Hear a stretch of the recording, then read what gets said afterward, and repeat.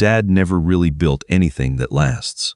Grant did. That's just the honest truth. My daughter said those words at her 30th birthday party, standing at the head of a long table set with white linen and candles, holding a champagne flute and smiling at the man who had married her mother 11 years ago. She wasn't looking at me when she said it. She was looking at Grant.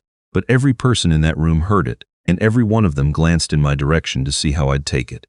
I took it quietly. I'd had a lot of practice. What none of them knew, what I hadn't told a single soul, was that earlier that same morning I had signed a patent licensing agreement in a lawyer's office across town. $6.5 million up front, plus royalties. 11 years of work. I sat at the far end of the table with a glass of water and said nothing. Grant's lake house sat on the edge of Norris Lake in East Tennessee, and it was the kind of place that made a person feel ordinary just by walking inside.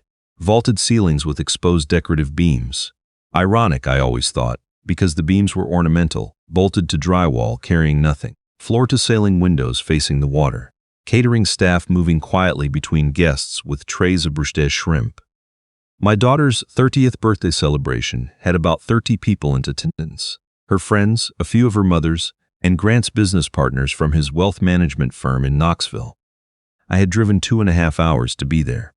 I drove a 2009 Ford F-150 with 190,000 miles on it and a passenger side heater that had given out 2 winters ago. I parked it down the street from the lake house because my daughter had asked me, gently but clearly, not to leave it in the driveway. My daughter, Amy, had always loved her mother's husband, not more than me, at least not at first. But Grant was the kind of man who made loving him easy. He had a financial planning firm with 42 employees. He drove a Range Rover. He coached her travel soccer team the year I was working 7 days a week, trying to keep the shop solvent after the divorce. He was there for things I missed. I understand all of that. What had quietly hollowed me out over the years wasn't losing ground to Grant. It was watching my daughter absorb his definition of success so completely that mine became invisible to her. She gave a long toast that evening. She thanked her mother. She thanked her friends by name. She raised her glass toward Grant and said she wouldn't be the person she was without his example, his generosity, and his belief in what a person could become if they were willing to work for it. She said he had shown her what it meant to build something real. Then she said the part about me. She didn't frame it as an insult. I think she believed she was being honest rather than cruel. The way people sometimes say the hardest things in a room full of witnesses because the audience makes them feel braver than they actually are. She said something like, "Dad did his best with what he had. It just wasn't the same path." And then she said the thing about Grant building something that lasts, casually. The way you say something you've believed so long it feels like established fact. Grant shifted in his chair. He had the grace to look uncomfortable. My ex-wife Donna stared at her plate. Amy's husband Chris kept his eyes on his phone. Their daughter Ella, 4 years old and magnificently indifferent to adult emotions, was at the kids' table pulling the label off a juice bottle. I stood up a few minutes later, walked to where Amy was standing, kissed her on the cheek, and told her happy birthday. She hugged me with one arm and said, "Thanks for coming, Dad." I said goodnight to Donna. I nodded at Grant. I found my jacket and walked out. The parking lot was cold for April. I sat in the truck for a moment with the engine off before I started it. I was 61 years old. I had a signed contract in my inside jacket pocket that would change my life completely, and I had just listened to my daughter use me as a cautionary footnote in her own story. I drove home. My shop is in a converted industrial building on the east side of Chattanooga, about 1,200 square feet, with a small office in back where I keep my files, my coffee maker, and the drafting table where I'd spent the better part of the last decade working on something nobody knew about, except me and my patent attorney. I had 2 employees, both of them skilled woodworkers who'd been with me for years. I made custom furniture, dining tables, bedroom sets, built-in cabinetry, and I was good at it. Not famous good, not featured in a magazine good, just the kind of good where people drove 3 hours to place an order and came back 5 years later when they needed something else. I sat at the drafting table that night and looked at the contract. 11 years. That's how long it had taken. The technique I'll try to describe without losing anyone. It was a wood joinery system, a way of connecting solid timber without metal fasteners, without adhesives, that grew stronger under stress rather than weaker. Traditional joinery does something similar, but what I had spent a decade developing was a new approach using reclaimed and salvaged lumber that most craftspeople considered too warped or irregular to work with. I'd found a way to make the irregularities part of the structure, rather than a problem to overcome. I filed the provisional patent 8 years ago, spent 3 years in quiet licensing conversations with various manufacturers, and waited for the right company. Their name was Hearthline, a sustainable home goods brand out of Burlington, Vermont, with national retail distribution and a manufacturing partnership in the Pacific Northwest. They'd been searching for a proprietary joinery system that could anchor their reclaimed materials line with genuine structural innovation, not just marketing language. We negotiated for 14 months. The final agreement was signed at 9:45 on the morning of my daughter's 30th birthday. $6.5 million, royalties beginning in year 2. I hadn't told Amy. I hadn't told Donna. I hadn't told anyone except my attorney James and my accountant Lynn. I wasn't ready to, and I'm still not entirely sure I can explain why. Part of it was practical. I didn't want the news to change my relationships before I understood what those relationships actually were. Part of it was older and harder to name. Something like wanting to know whether it was possible to be loved without first being useful. The birthday party had given me a pretty clear answer, but I wasn't done asking the question yet. Donna and I had separated when Amy was 16. There was no dramatic moment, no single fault line. It was the slow erosion of two people who had stopped choosing each other, who had convinced themselves that staying busy was the same as having purpose, and that existing under the same roof was the same as being together. I worked too much. She felt alone. By the time we acknowledged it was over, Amy was already halfway out the door herself, pointed toward college and her own life. Grant came into the picture about a year after the divorce was finalized. He was kind to Amy from the beginning, took her seriously, remembered the details of things she mentioned in passing, showed up consistently in ways that required nothing extraordinary from him, because he had the time to show up. I was working 60-hour weeks trying to stabilize the shop. He coached her soccer team. He took her to visit college campuses. He was present when I wasn't. I understand all of that. Understanding it doesn't make it ache any less. The worst part was watching Amy adopt his value system so thoroughly that she stopped being able to see mine at all. Grant's world was measurable: revenue, returns, margins, equity. My world wasn't. I measured it in the quality of a joint, in the way a piece of furniture aged over 20 years, in the specific satisfaction of solving a structural problem that had no obvious solution. None of that appeared on a balance sheet. To Amy, for a long time, that meant it didn't count. She called me 3 weeks after the party. She wanted to talk through a business decision. Her event styling and floral design studio had been growing, and she had the opportunity to lease a dedicated space, a renovated storefront in Germantown, in Nashville, rather than continuing to work out of her garage and rent event halls by the day. The rent was substantial. She needed capital to cover the build-out, equipment, and the first year of operating costs while she established her client base in the new location. Grant had offered to loan her the money at market rate, structured as a formal agreement through his firm.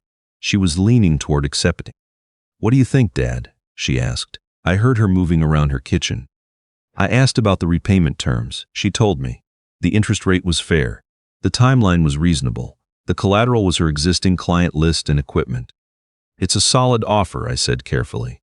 "Before you sign anything, though, have you considered other sources?" "Like what?" "A bank would charge more. I don't have investors."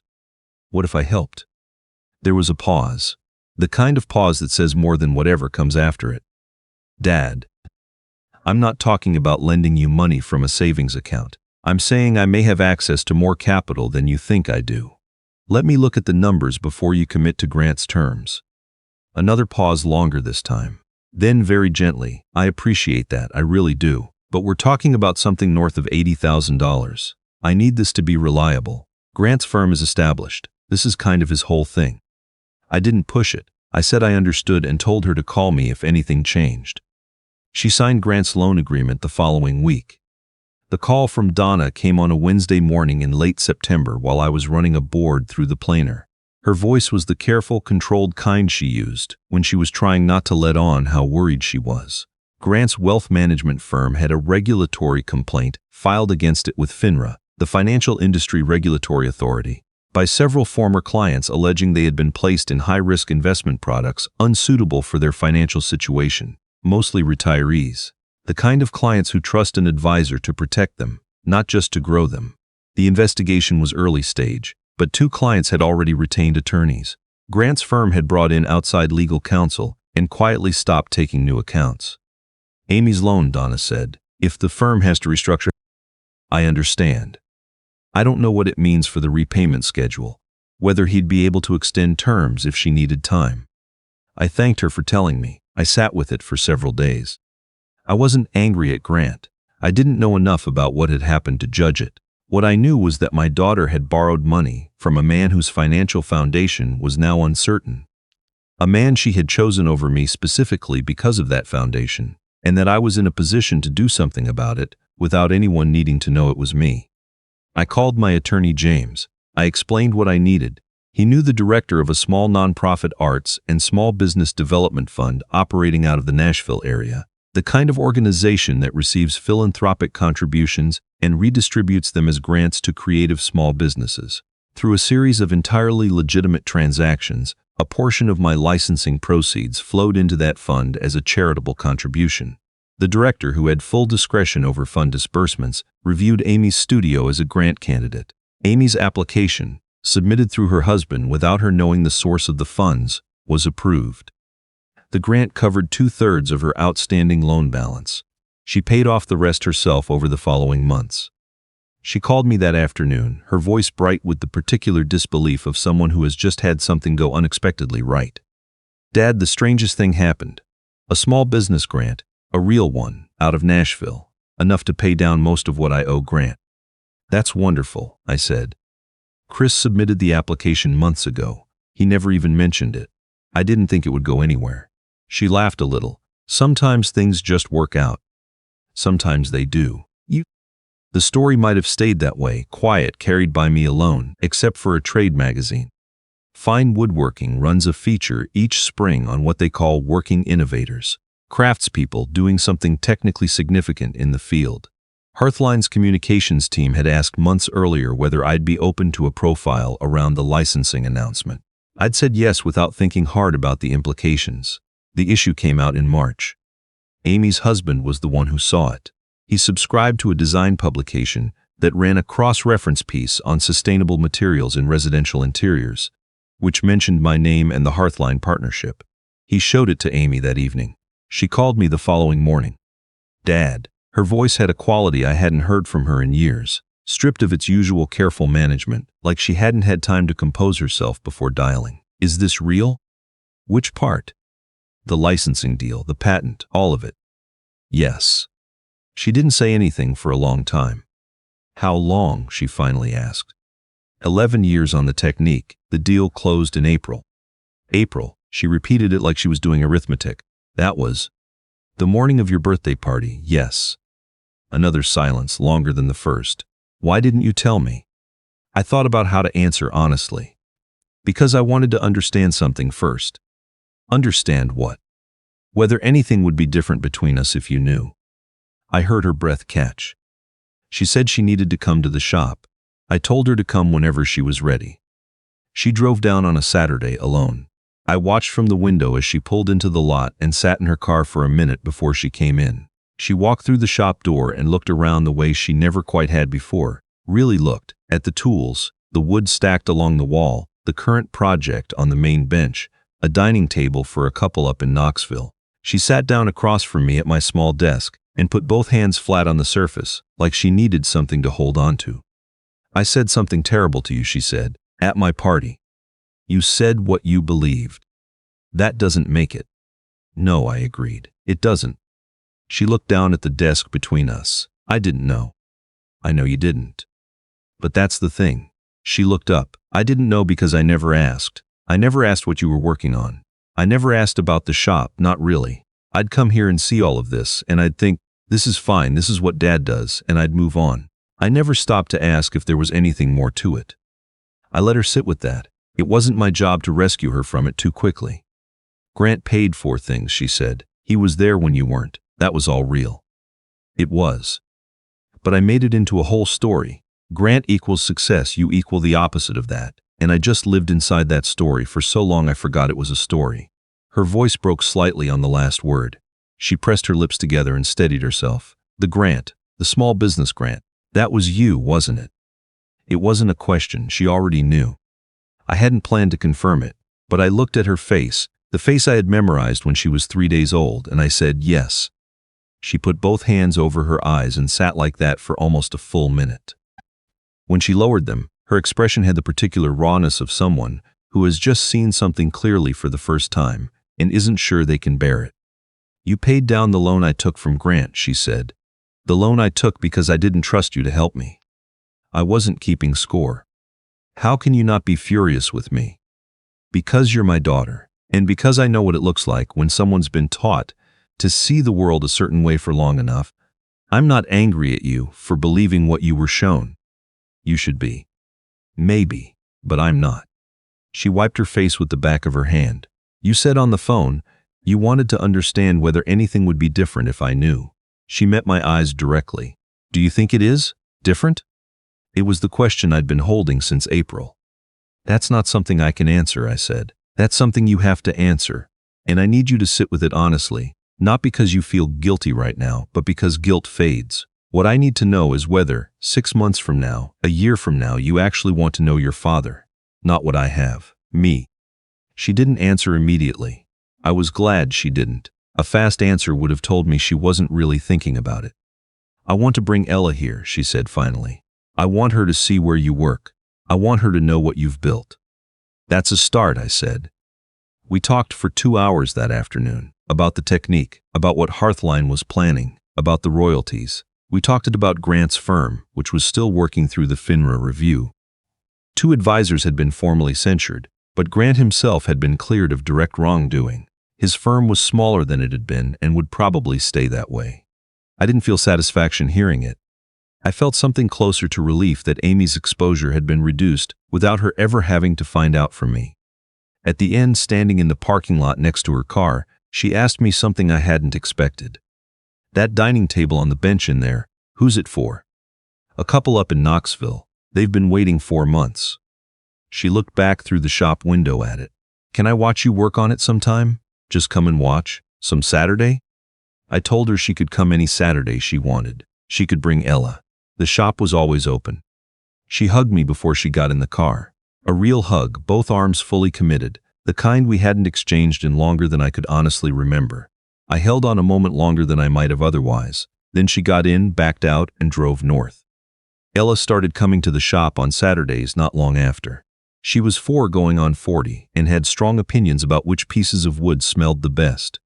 She called it the wood place and told her preschool teacher that her grandfather had invented something. The teacher sent me a handwritten note saying Ella talked about the shop constantly and asking if we might arrange a class visit someday. 6 months after Amy came to the shop, her studio did a feature shoot for a regional home design publication. She called and asked if they could use one of my pieces as a prop, a side table I'd built from reclaimed heart pine salvaged out of a mill in Georgia. I delivered it myself and helped set it up. At the end of the shoot, she introduced me to the photographer. Not as my father, the inventor, not as my dad who turned out to be someone. Just, "This is my dad, he made that table." I don't tell this story to make anyone look bad. Grant is not a villain. My ex-wife is not a villain. Even Amy, at her worst, was just a person who had learned to navigate a complicated world with the tools she'd been given. I'd have probably learned the same things if I'd grown up in her circumstances. You believe what you're shown until something shows you otherwise. I spent a long time believing that if I worked hard enough, the gap would eventually close on its own, that the right contract or the right moment would finally make me legible to the people I loved. What I learned is that legibility isn't handed to you. It's built, slowly, the same way you build anything worth keeping, by showing up, by doing the work, and by having the patience to let time do what force never can. The Knoxville table was delivered in November. The couple sent a photograph of it set for Thanksgiving, 12 people around it, candles going, their oldest daughter's watercolor on the wall behind. They said they expected to pass it to their grandchildren. That's what I build, things that last. I always did.